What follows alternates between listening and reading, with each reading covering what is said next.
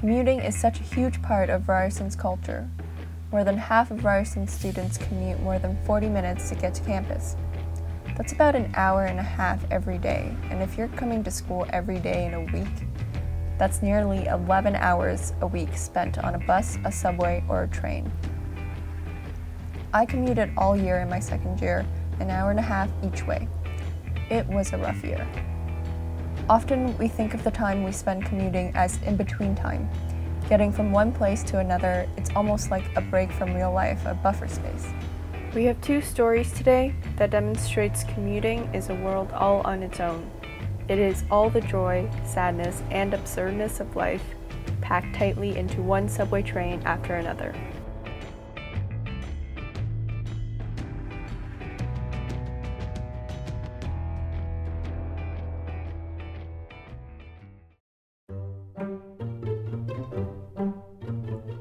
I don't know, it was a few years ago. It was when I was still going to Ryerson, but I just... still go to Ryerson. Yeah, right. I was taking the train home, and I was sitting down with my headphones in, and there was a pregnant lady sitting across from me. And I was just staring out the window, minding my own business, and like halfway through the train, the guy across from us was like, "Are you okay?" And I was like, "Who's he talking to?" And that's when I realized that the pregnant lady was like taking deep breaths like that. And I like, oh my God, what's happening? And she's like, "No, I think I'm just maybe going into labor." And I was like, wait a minute, what is about to happen? So I asked her if she needed help, and we offered to press the little emergency alarm or go get someone. And she said she'd be fine and that her stop was next. And so I offered help to help her get off the train, because obviously contractions hurt. And she said that she lived right across from the GO station, and that's where her husband would be, and that she'd be fine. And then she just got up, like in the middle of beginning of her labor, and just walked off the train. And it was very strange, and I hope she ended up okay, and the birth went fine. And that's my story. Did I learn anything? Don't take the train when you're pregnant. When you're that pregnant, when you think you're gonna go into labor any day, do not take public transportation, because I don't want to deliver your baby. That's what I learned. Please stand clear of doors.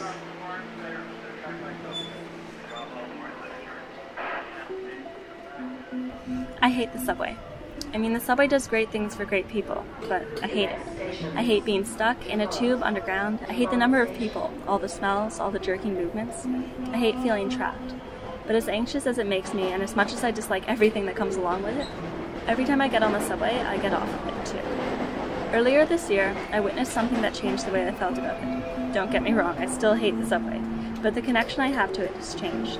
I suppose not nearly as much as it changed for the family of the man who passed away just a few seats down from me. It was just another evening. I tried to avoid rush hour by leaving late. Everything was as usual, people staring at their phones or at their hands or at other people. People staring out the window but not actually seeing anything. No one really thinking, just existing side by side. But then someone stopped existing. That brought us all back to life. Suddenly the people you were on that subway with shared something with you. Shared a moment of shock, of wonder, of confusion or worry. Shared a moment of what do we do next? Should we be watching? Should I walk away? Am I supposed to help? We shared a moment of frustration, hoping things would hurry up.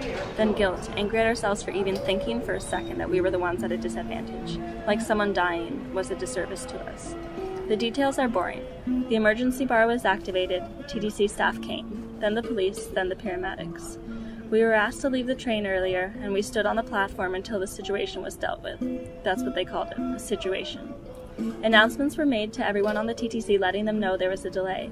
Those announcements echoed through the station while we were looking at the delay, at this man, middle-aged, at the end of his stay, which ultimately was the end of his life. By the time we were all back on the subway, there was a strange sensation. You could tell something had just happened. If you picked anyone off the street and put them on the train in that moment, they would be able to tell. Everyone remembered where he was sitting when he suddenly leaned to the side and then fell forward in his seat. Nobody sat there. People stood up, people were uneasy. People wanted to be at home and comfortable, safe with those they loved. I wanted to be home too. For the next few stops, we all existed in silence. I don't know what anyone else was thinking, but I can only imagine enough people were thinking along the same lines. That man got on that subway expecting to get off. We all got on expecting to get off. We do stuff every single day, and we always expect at the end of it all we will be comfortable in a warm bed. But some things happen out of our control. Witnessing this didn't really give me any answers. It didn't really teach me anything, but it was certainly more than an experience. It told me to question, to appreciate, to be more thoughtful, more mindful about what I can do, what I do, and what I will do. There are silly quotes about living like it's your last day on earth, but I think the best way to put it is just live. Live your life. Do what excites you and do what you need to do. Make yourself proud and happy. Take the subway even if you hate it. Just live. For as many years as you can, live. And don't die on the subway in front of me again, because I cannot handle it twice.